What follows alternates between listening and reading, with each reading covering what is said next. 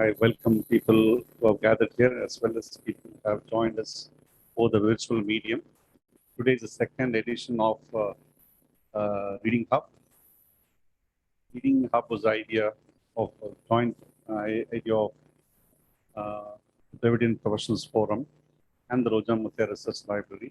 Actually, the idea came from one person, the Honorable Minister of Finance and Human Resource Management, Dr.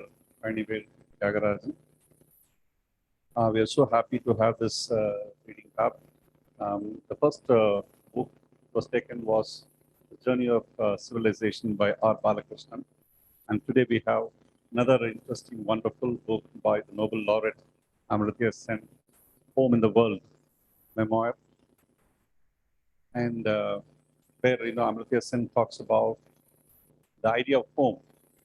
Because he himself has lived in several places like Dhaka, Calcutta, Delhi, UK, and back in Delhi, of course.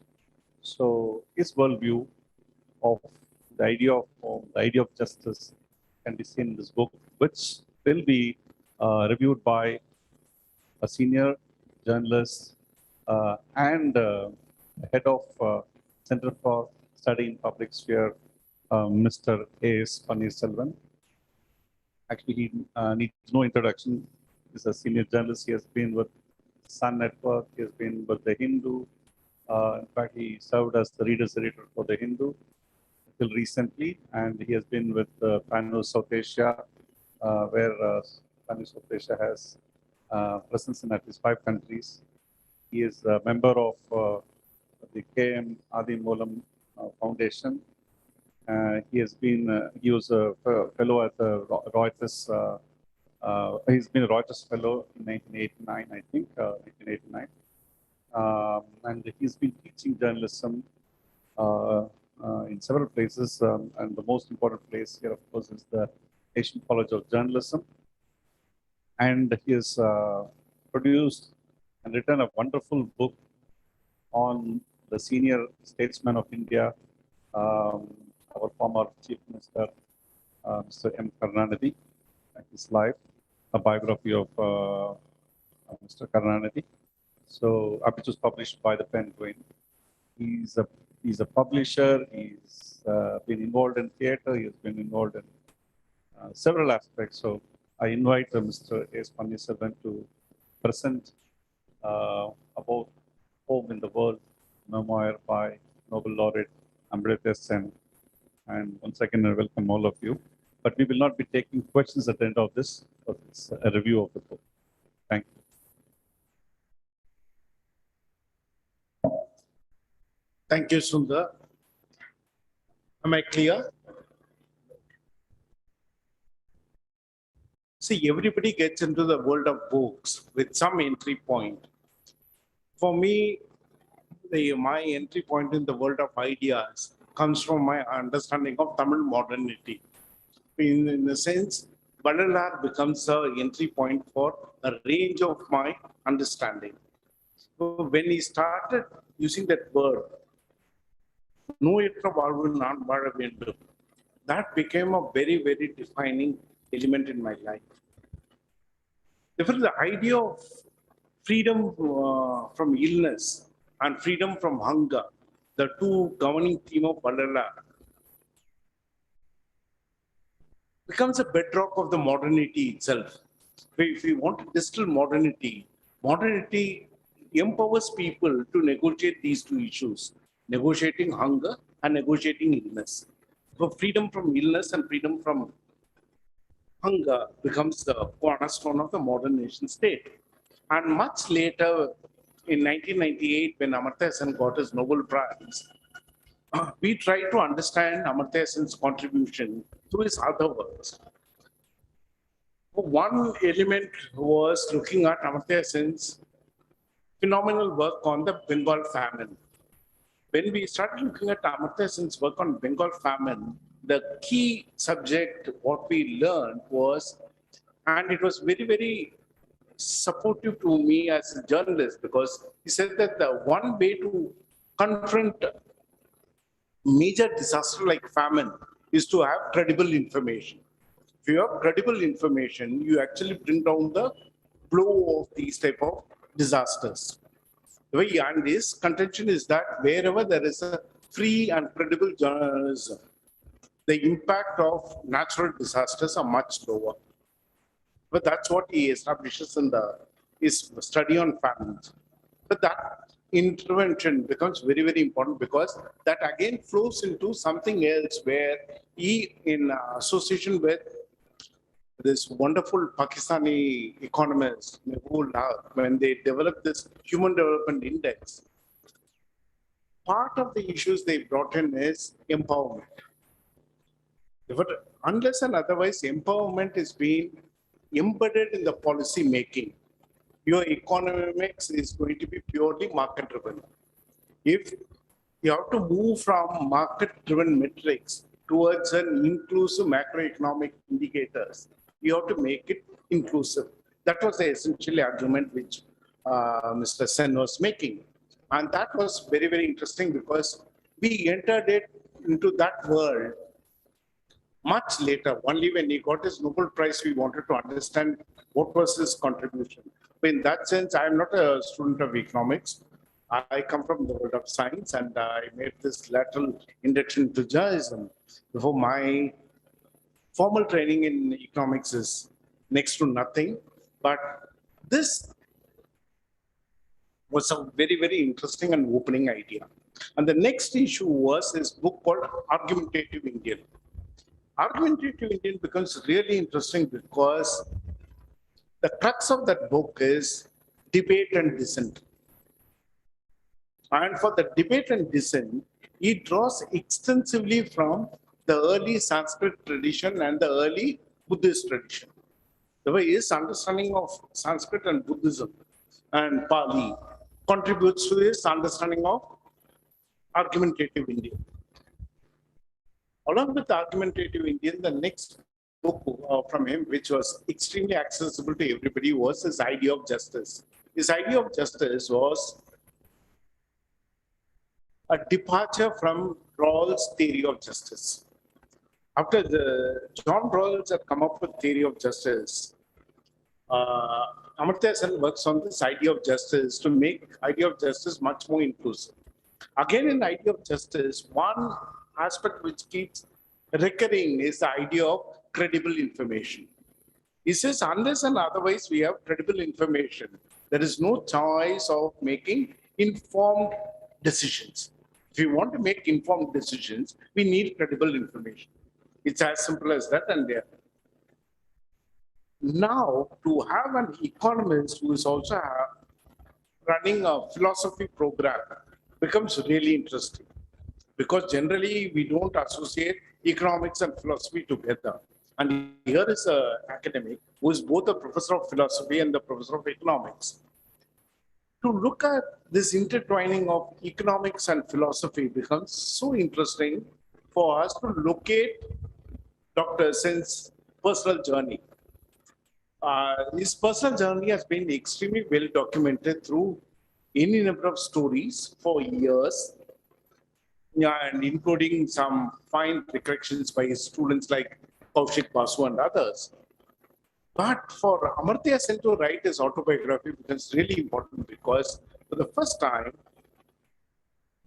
we are looking at this trajectory of pre-colonial India to a newly emerged country, which is trying to find its own identity. But that journey, the book ends with Amartya Sen joining Delhi University, Delhi School, which means it ends with the height of Nehruvian era, with K.N. Raj establishing Delhi School and he joining there. With that, it ends, which means it's a mid-50s, which means it's a completely different era with which he ends.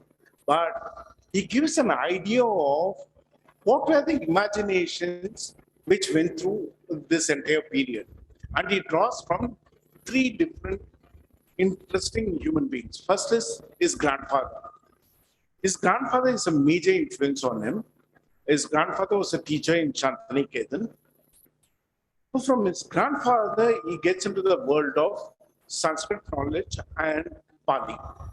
With this entire Buddhist text and the Sanskrit Indian classical text, he learns through his grandfather. Then through his father, he is able to travel to three different cities. Dhaka, where his father starts. From Dhaka, they go to Mandalay. From Mandalay, they come back to Dhaka, and then from Dhaka to Calcutta. But this Dhaka, Mandalay, Dhaka, Calcutta becomes again a very, very interesting opening point. In all these centers, there are enough data and recollections to help us understand present. For instance, is a recollection of the Dhaka gives us an idea of wow, Bangladesh, which had all social indicators at such a low level in 1971 and in 72 when it was established as a country. That cusp between 71 and 72, where its indicators were so low, for it to overtake India on certain key indicators. How did that journey happen? There he has one interesting chapter on the linguistic pride, the Bangla pride, with this Bangla versus Urdu tension. And the way this entire two-nation theory of Jinnah gets subverted by the idea of linguistic pride becomes so central. So for a person who is from Tamil Nadu, where we are used to this idea of linguistic assertion, we are able to relate to it in a much more easier manner. Therefore, we are able to see that Bangladesh emerging out of two-nation theory, using language as an entry point becomes another interesting element. His section on Burma is as important as what George Orwell has written on Burma, because this is written from a person who feels that his friend Aung San Suu Kyi and her husband Michael Harris was a friend of Amartya Sen, who represented promise, but who failed in delivering that promise. Therefore, his anger against Aung San Suu Kyi not to act when the army went ahead with its excesses against Rohingyas, he documents it very well. Therefore, what happens is this memoir keeps oscillating between present and the past.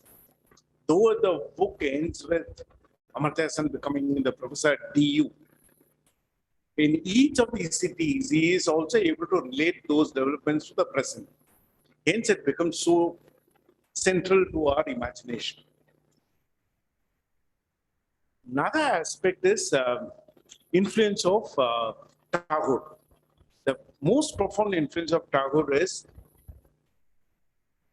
Tagore alerts them about the danger of ultra-nationalism. And the most interesting one is Tagore alerts them at the time of India's anti-colonial struggle. To take a stand against the fervor of nationalism in a general environment is easy. But to take a stand against nationalism when the country is going through an anti-colonial struggle needs enormous wisdom. And that was the wisdom which came from Tagore. And that is the one which he easily incorporates. And partly, the title of this book is his way of saying thank you to Tagore. Tagore's most famed novel is called Home and the World. What he calls this is Home in the World. This is his way of saying thank you to Tagore. But as a person from Tamil Nadu, I somehow felt that a person of his eminence should have also looked at what happened in other South Asian languages, say like Tamil, because that would have actually enriched his worldview. For instance, this Home in the World and Yadum Ure Yavarum Kelire are not really far away.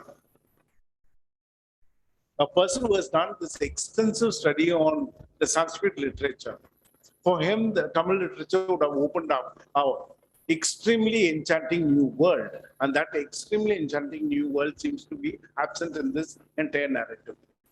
If you're looking at this book, and if you think that something is missing, that is this experience. That experience would have added up one more layer. But having said that, if you're reading the book, you are not going to notice this lack because the book is so rich. It is enchanting in its own way because in each and every element, what he is doing is he is looking at place, people, and policy, and looking at that interaction between these three things. Where the place is not purely a geographical creation, people are not passive entities, and policies are not purely about dominance dependency. And using that framework is what he is entering into his analysis of the famine. He says that the Bengal famine took such a huge toll primarily because colonialists had a completely different idea of managing the crisis rather than addressing the crisis. The food was not supplied. With this great administrative ability of Winston Churchill is the one which contributed to the death of nearly 2 million people. His idea is, are we going to look at addressing the issue or we are going to look at managing the issue? The colonial idea of looking at famine was to manage that famine, not to address that famine. But the primary lens through which you look at these developments, he captures it very well. And these are no longer purely a conceptual framework because he managed to convert them into policy framework for very many countries. Therefore, if the HDI helped a lot of countries to come up with affirmative actions to address these issues, it came because of their work. Now, having said all these things, one area where he has a very, very fine idea is the role of educational institution. And there is one big section on Nalanda. Therefore, there is a section which deals with the historical Nalanda University, and there is a section where he doesn't really talk much about the Nalanda University for which he was appointed as the first chancellor and which was killed by this government. Therefore, we don't know, he's not talking about it, but by talking about the old Nalanda and talking about the role of the educational institution, he also creates a sense of space to look at how to look at education, how to look at knowledge as an empowering tool. But this knowledge as an empowering tool keeps coming recurringly in this book. And it comes with a certain amount of effortless ease.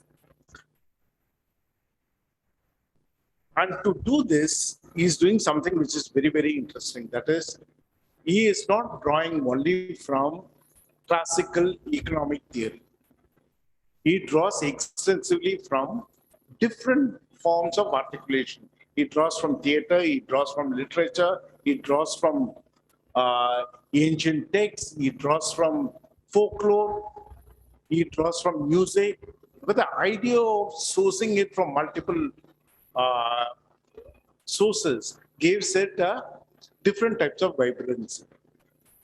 And that vibrancy leads to a very, very interesting aspect of looking at a city like Delhi. If you're looking at a person who was born in Dhaka, grew up in partly in Mandalay, back in Dhaka, Calcutta, and then educated in Cambridge. He's coming to Delhi primarily because he thinks it as a new place to create possibilities. Therefore, for him, what K. and Raj did is creating the possibilities, which means it was not frozen in a particular mold. It was a place which was fluid. It was a place where you can come up with certain variations. That's the reason it becomes really interesting. And there, I would like to actually read over a small portion where it talks about one aspect is he was born in his maternal grandmother's place. He says that that is one issue which all of us has to understand, because people will still believe that only the mother's side takes care of a person during pregnancy and its difficulties. But there is a gender angle to it. It says it's not that my mother went to her parents' place and she delivered me there. But that entire custom is primarily because of the way the society operates, where the trust factor is. Where it is that entire trust factor brings in the gender dimensions to it. For him, again, the gender is not restricted to some indicators. Gender is about how the society responds to even as elementary as childbirth. I'll just read out that small section.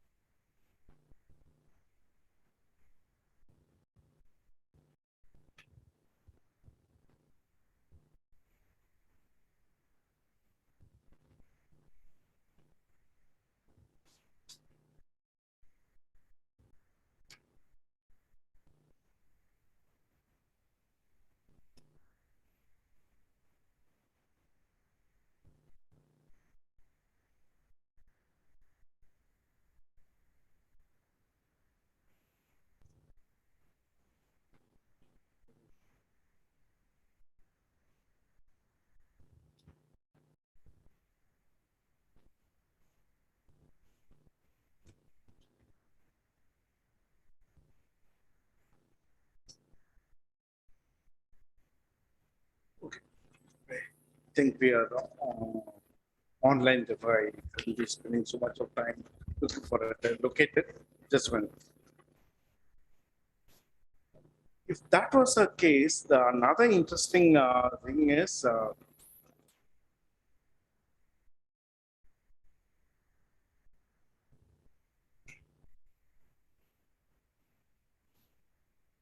water.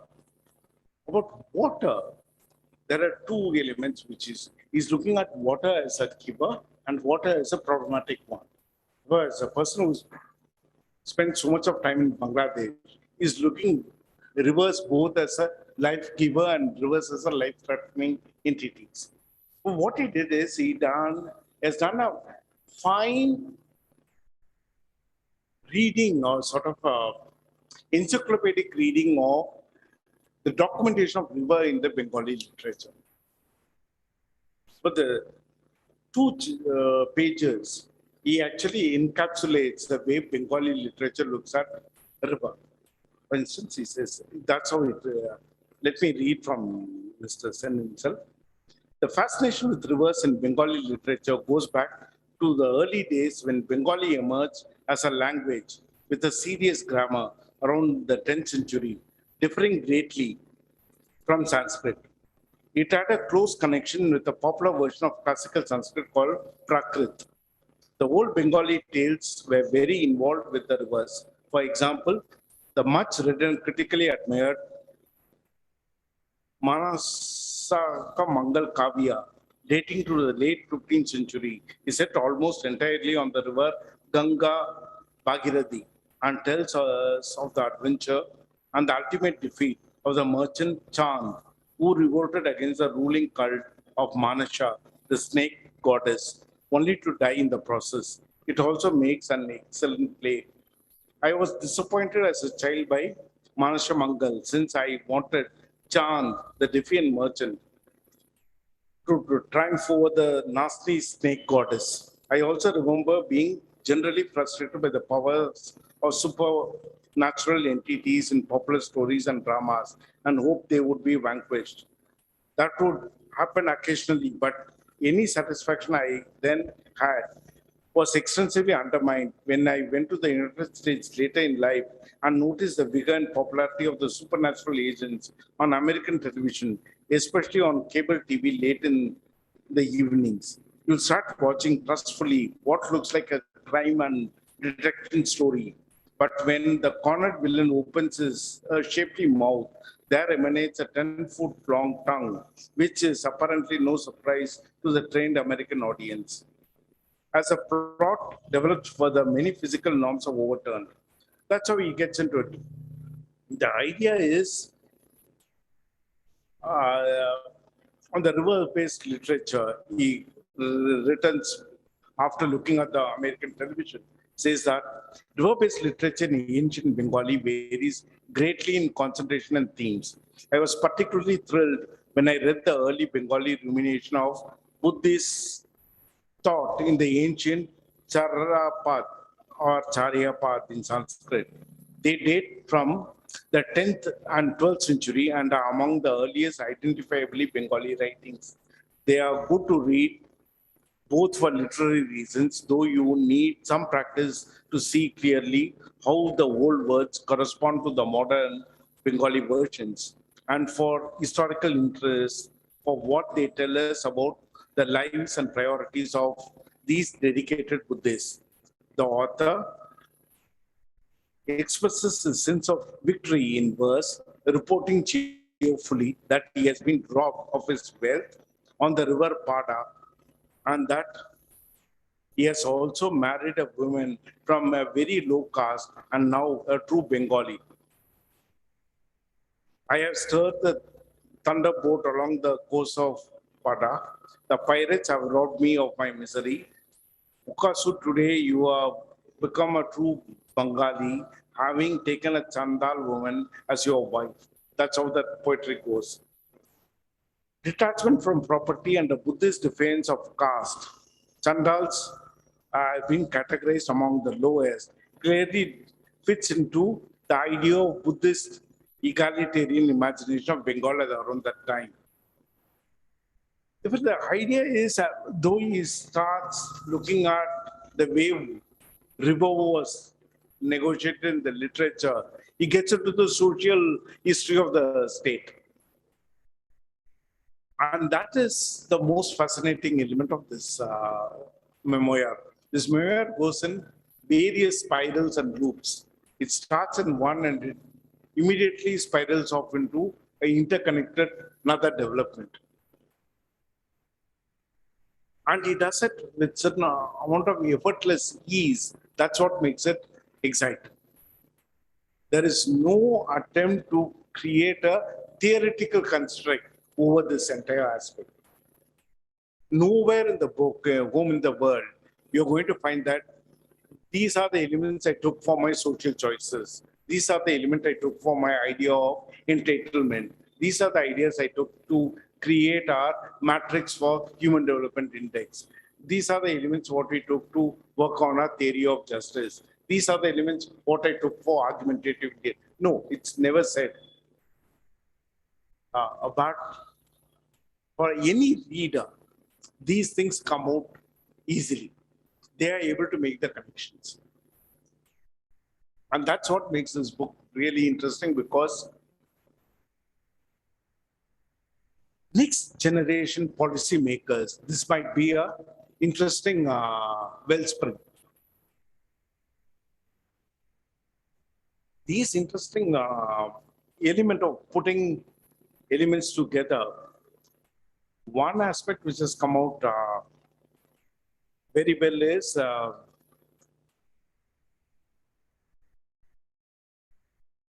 him joining the Delhi school.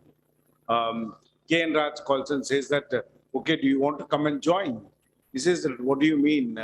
Is there an offer for me? He says, no, no, the present chair is willing to give it up if he finds a worthy successor. He says that, what do you mean? You established a major center for economics and it's called the Delhi School. And you're saying that, yeah, that's how it is. And he says yes, and he gets a job. And that type of opening, I don't think it's any longer exists. Because the similar stories we heard was about Tamil Nadu getting Mr. Malcolm Adisesha, where they said, why don't you come back and become the vice chancellor? He agreed and he came back. And Malcolm, in his way, brought in somebody like Anantha Krishnan. There were these type of talents being laterally inducted into our academia. I think the last major talent to be inducted should be Professor Anantha Krishnan. I don't think after that we managed to see it. And now the way we are looking at the lateral induction being restricted only to sharing of positions to the people with whom you share your ideological position. That's another issue which we need to address.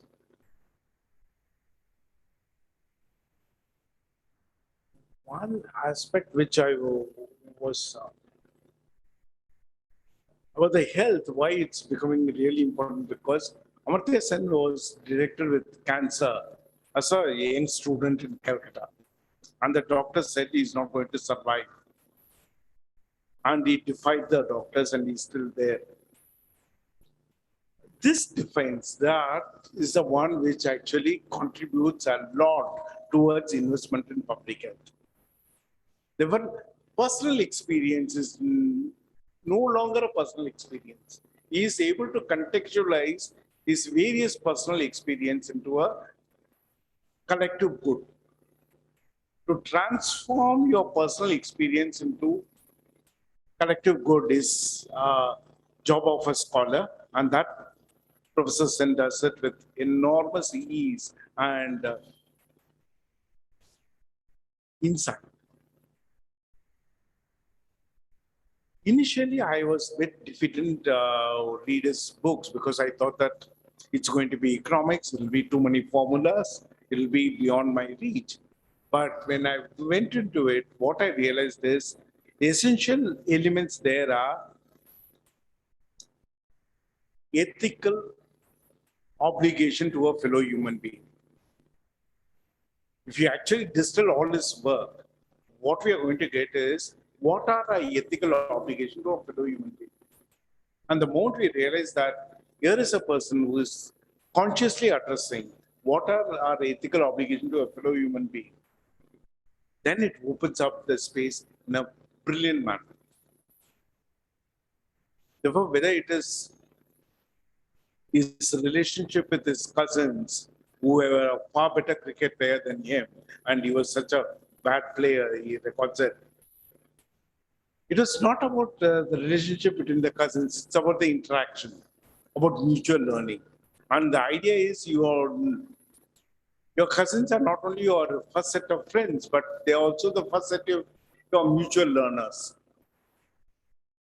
But the entire idea of mutual learning is the theme through which this book moves. And learning is not a passive act, or learning is not only from textbook. Learning happens through being a witness to a whole range of developments. He was a witness to the way his father was dealing with the establishment of the university, or with the creation of the new laws, or with uh, Shantini Ketan when Ram Kinkar Beige and Bendranath Tagore and others were looking at the visual sensibilities. What was those influences? But these things, by being witness to these things, you learn. There was few things you learn by pursuing that discipline, and few things you learn by being a witness. Therefore, the learning is actually individual's ability to soak up things.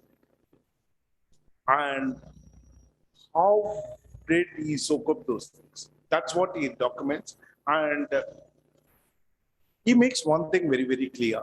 That is,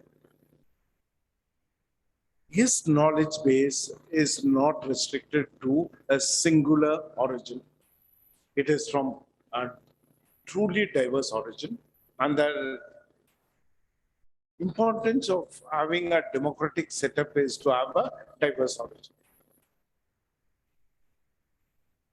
Home in the World gives us some tools to deal with the idea of democracy and coexistence.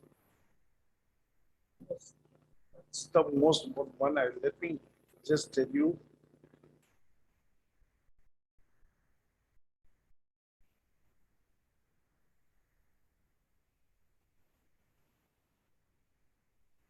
See, for instance, the cancer issue.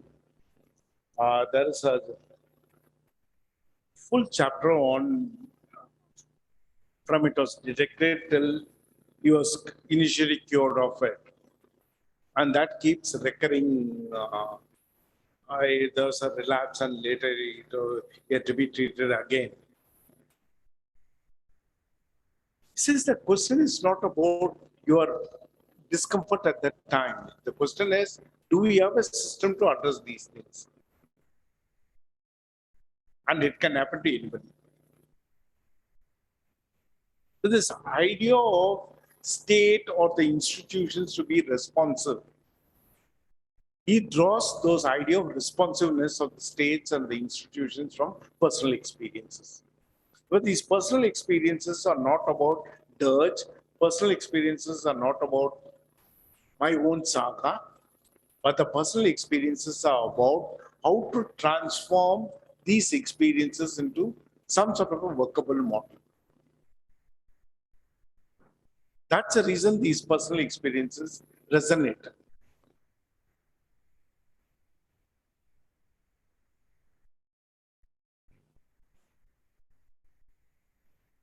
One interesting aspect during talking about cancer is there is a section on Hiroshima and Nagasaki. It says, okay, I have cancer.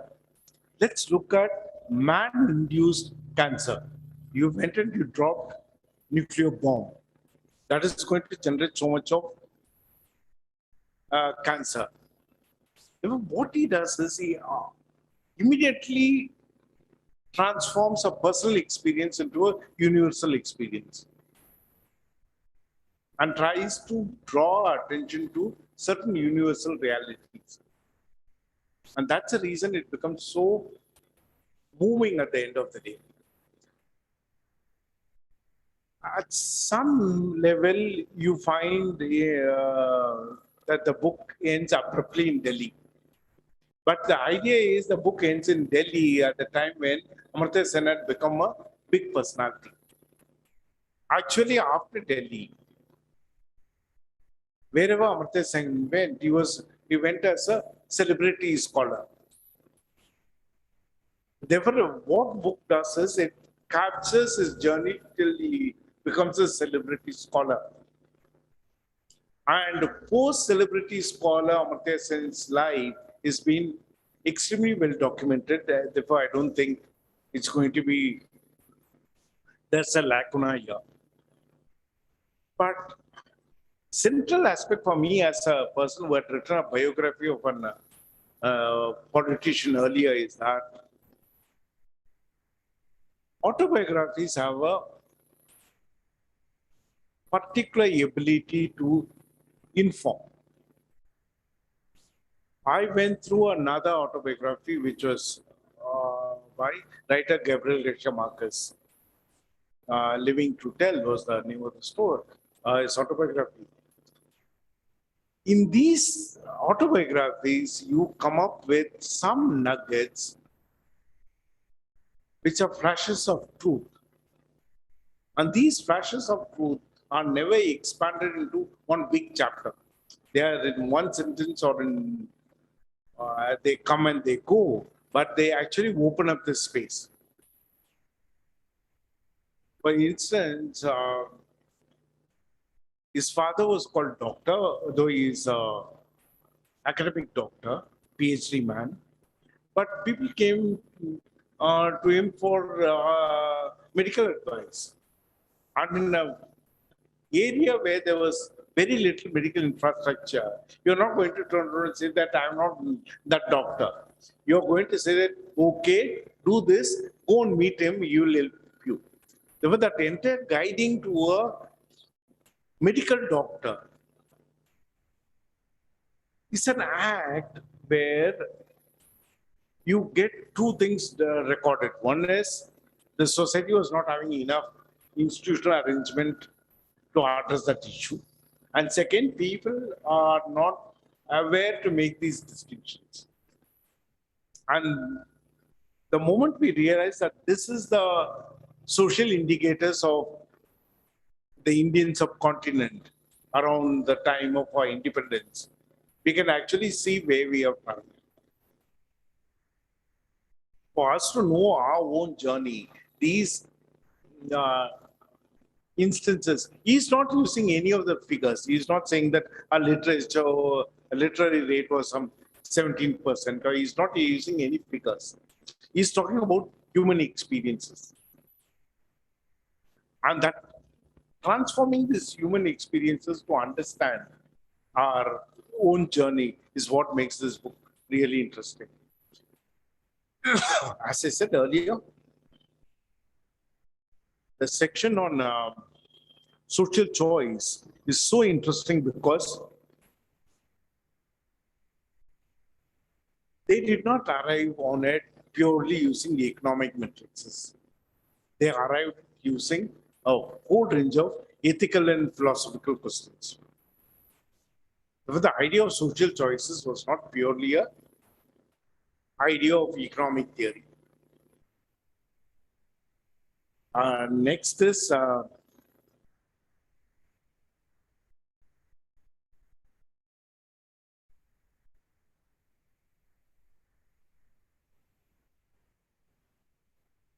the question of nationalism. He says this question of nationalism is the one where we all have to think through it fully. He says that Tagore managed to do it, but after Tagore, we are not really addressing it adequately.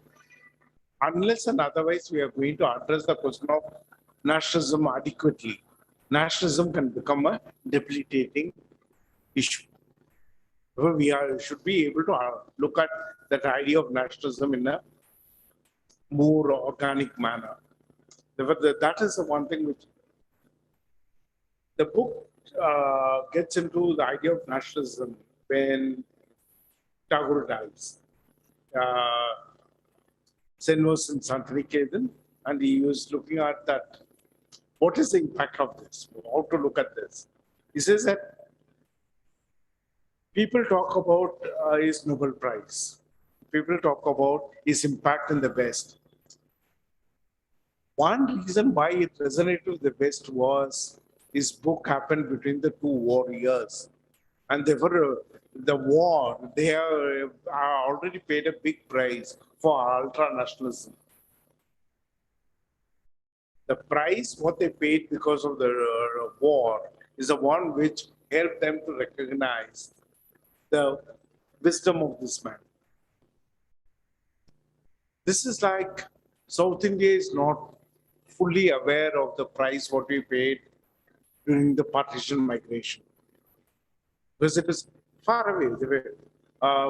Similarly, we didn't. I don't think Indian subcontinent really realized the idea of nationalism as articulated by Tagore, primarily because we didn't pay such a huge price around that time. But he says that at some level it gets played out in two things. One is with the two-nation theory, and later with the creation of Bangladesh. Where he says that none of these things go away. If it is a problematic idea, they remain. And if they are going to remain as a problematic idea, how are we going to deal with this?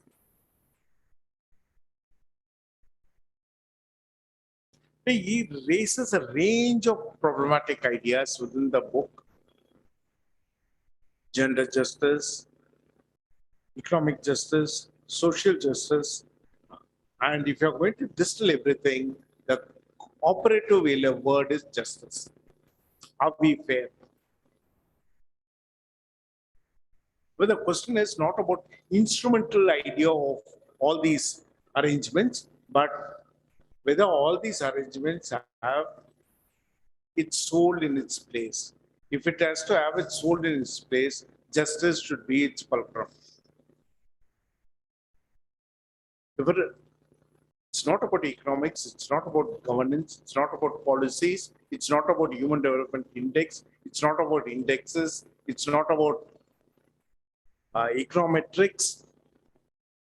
It's primarily about our commitment to ethics and how we fare. Our home in the world is an idea of fair existence, and as I said earlier, it reminds me of Yadamure Yavaram Kelir. Thank you for listening.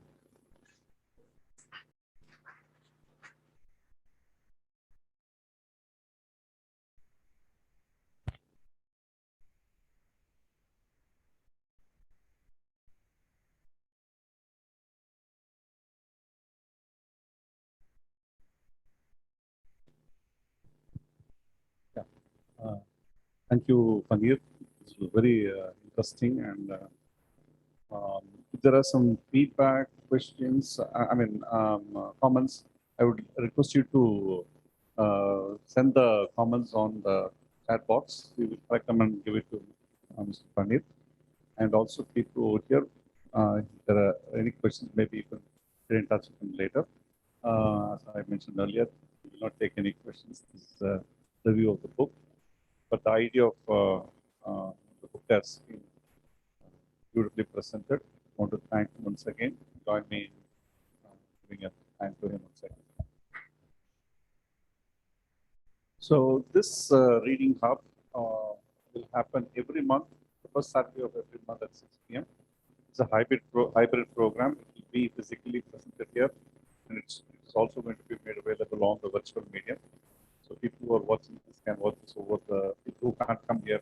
But I really request people who can come here physically, so that it will be really nice to meet people and have a face-to-face discussion. Thank you very much. Good evening.